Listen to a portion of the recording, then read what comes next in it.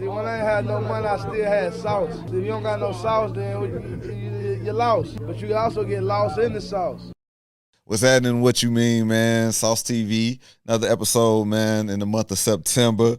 Man, we straight vibing, man. God is the greatest of all time. Man, I'm humble and blessed to still be here, breathing, so I got my man Austin McCall checking back in with me. A lot of people was giving me great reviews, what I'm saying, on the last episode, especially, every time you on, really. All right, appreciate it. Always, man. So I be trying to tell him, man, he just got to stay working, man. He got to keep putting out his dope content. You just dropped a new skit. Yeah, I'm a lazy guy. I did just drop a skit today. Follow me on Instagram, LIK So Stupid. Drop a comment on it if you see it. I don't really like the callers we get at the station. That's all. It's cool. Yeah, man. People was complimenting the last one for real? Yeah. Right. Yeah, I had a few people hit me. You know what I'm saying? Good. Yeah. You know what I'm saying? I got to we was talking about Rich Homie or whatever. Oh, your man's in the comment. I misunderstood what he was saying. Oh yeah. Kodak. I misunderstood what he was saying. Kodak, yeah. But shout out to 2 Chainz. Shout out to 2 Chainz. Yeah, man. So speaking of Quan, his homegoing service was yesterday. I got the invite, but I did not go. I just watched the stream.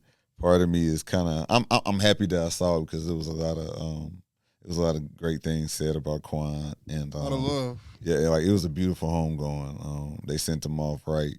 There was a lot of love in the building for real yesterday. Dang man, but one thing everybody kept saying was like, dang man, he really gone. It's a weird feeling. Yeah, I saw somebody today say that they wish that.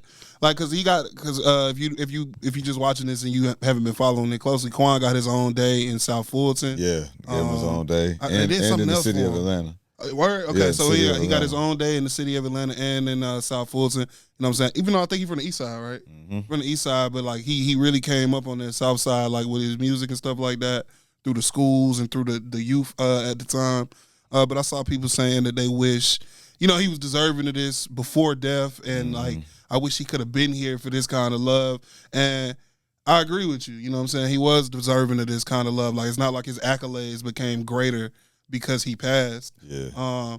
I think sometimes I'll give the people that hold the flowers and hold the cards their grace, because when you don't know that somebody's time on the planet could be short, think about all of the people that are older than Quan that are in this entertainment industry, in this space, that haven't gotten their flowers yet, that are there in the line, and he would have been behind them. Yeah. Passing kind of, I don't want to say it jumps the line, but it is like, let's focus on what this person did for us while they were here. And when you put a lens on that, it becomes like, well, shit, look at all the people this guy affected, and look at all of the stuff that changed after he became this person. It's hard to ignore, but I understand wanting people to get their flowers when they can smell them. But sometimes it's not a winnable situation in that. Yeah, because you never know how much time you don't have until you know all exactly. So that's just really how that is. But I think it was dope to see, like, even the day before he died, he was trying to spread a message of like, stay focused, don't do drugs and stuff like that. Because I think just like a lot of rappers, he was practicing to do as I say, not as I do. And I think that's fair. As people figure out. I think we all do that. I think exactly. That's why I think it's fucking fair. Yeah. Why is it that because this nigga on TV or because this nigga can sing or rap or put words together well, I gotta be perfect? Yeah, he gotta be perfect. I'm not for that. As long as you understand that what you doing isn't some shit that everybody should be doing, and this is dangerous. Like, that's one thing I'll say about rappers in today's age. Like, they have no problem letting you know what the drugs is doing to them. They'll tell you straight up, my kidneys are fucked up. Or I found out recently that if you know the song "Killed Before" by Thug, or if you don't, it's a song called "Killed Before," and like, for the longest, this is like a beautiful song where he's singing and it sounds nice. And then I listened to him explain what the song was about.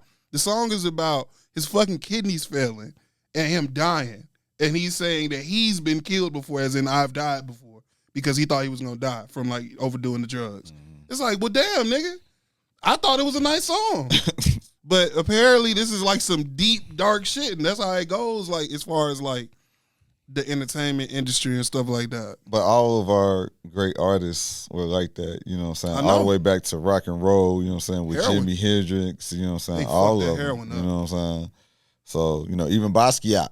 Well, Yeah, you know what I'm saying? So, it's unfortunate, but, you know, like, I just hope people, you know, learn from the situation. we'll take from learn from it. because people gonna get high, people gonna do drugs or whatever. You know what I'm saying? I'm gonna leave here and go get high. You know what I'm saying? But it's what you choose to do and how much you choose to do of it. Like me personally, I'm a big nigga. I can't trust a pill because if I hit the ground, it's nothing this nigga can do. There's nothing he can do. How the fuck you gonna get into this? I'm gonna die. So I just choose to do the weed.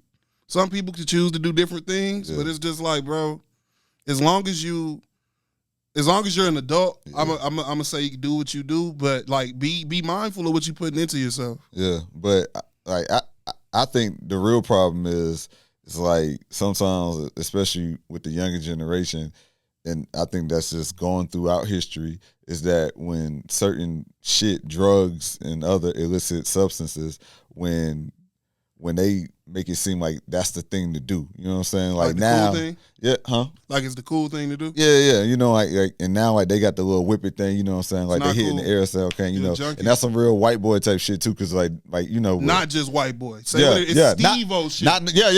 Steve-O shit. Y'all are Steve-O was doing that drugs. Y'all are doing in the mid 2000s and the 2010s what we thought of as junkie drugs. Steve-O ain't never been some let's get lit like Steve-O type shit. Everybody looked at that nigga like a dickhead, and y'all look like dickheads.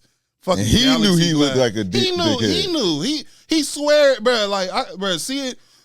Honestly, all these young niggas that's running around like getting high off balloons and shit. It's like, nigga, how old are you, nigga? Yeah. If you either smoke some weed or do some heroin, nigga. I don't want to see all this gas. Y'all niggas is walking around getting high on gas. Nah, bro. You might as well sniff glue or some shit. They're gonna be doing that shit too? I don't get that shit, bro. Like, you can't, and they sell it in the gas stations now, which is what I don't understand. How the fuck can they like sell this shit in the gas stations, and how the fuck are teenagers able to buy it? Well, you know, you can just go get you a can of whipped cream and get that shit.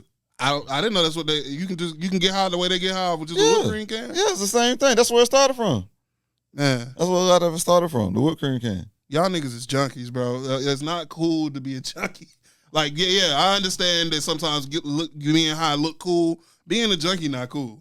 But here's the thing, though. For them, it's like, okay, you can call me a junkie, but I'm fresher than you. I got the Balenciagas on. I got my drip junkie on, whatever. Yeah, exactly. Yeah, that's so that's what junkie. They praise. That's what they praise. Hollywood full of rich junkies, nigga. You could be a rich junkie. That's fine, as long as you okay with me telling you that you a junkie, though. Like, I don't like if I'm around a nigga and he tell me not to judge him, I just tell him to get the fuck away. You might as well leave, brother. I can't not judge you, nigga. You doing Steve-O drugs and you black. I gotta look at you a certain way, nigga. I never looked at none of that shit like that. Maybe I'm closed-minded and ignorant or whatever, but white people drugs should be for white people. Let them have that shit because they like to fuck around with shit that kills you. That's cool. Let them have that shit. You don't hear about niggas doing shit like that. I grew up, you know why I don't do cocaine? Because I thought white people did cocaine. That's it. That was the beginning and the end of me deciding what I was going to do with cocaine. Oh, this is not for us? Cool. When I realized what heroin was, I was like, oh, never going to do that. And it wasn't because no race shit with that. I was like, nigga, so to get high from this, you got to shoot yourself? Like, I got to I don't like going to get shots at the doctor. Yeah. Why the fuck would I do something where the only way it worked is if it's on a hot spoon and then I fucking put it in my arm? Nigga, are y'all crazy? Now, the weed made sense. The weed made sense. You can do as much of this as you want. The only thing that's going to happen, your clothes might smell a certain way, and you're going to be hungry, and you might be tired. And then that's it. You can wake up and do it tomorrow. You can do it the day after that. You probably shouldn't, but you can. And I did, you know what I'm saying? I went to college and I did what I did, but it's not no. But I ain't never seen this shit, bro. But hey, see, you saying that, I remember when I was 17, about to graduate high school, talking with my anatomy teacher, Miss Durley. Rest in peace, Miss Durley. That was my baby. And she was telling us about drugs because she was always telling us what not to do. You know what I'm saying? Like, she told us don't never take anything in pill form. You know what I'm saying? Like, she was like, if you want to do something, just smoke yourself some weed and go sit down somewhere. And I believe that. And that's what I'm going to tell. Shout out to my baby cousin, J Baby, I love you. He USF right now. When I talk to him, all I do is try to make sure he's good. I'm like, yo, I wish I could pull up my text right now, but the first thing I told him when he got down there by himself, I was like, listen, you're going to see a lot of people do a lot of shit. You need to just, all I need you to do is, I'm not going to tell you not to do nothing. I'm not going to tell you not to get high. I'm not going to tell you not to drink. All I want you to do is pause for a split second when everybody is doing shit and just look around and just make sure that you around niggas that you think you should be around and decide how much fun you think you can really have with these niggas. Look around, bruh. If you looking around, everybody that's doing the one thing that you thinking about doing is white, don't do it.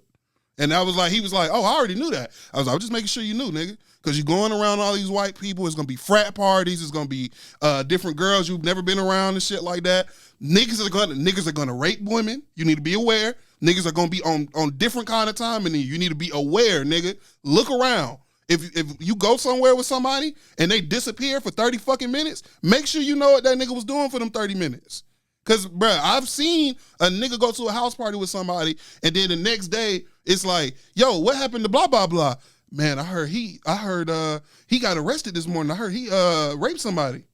And you rode in the car with that nigga? You rode back with him? Like, no.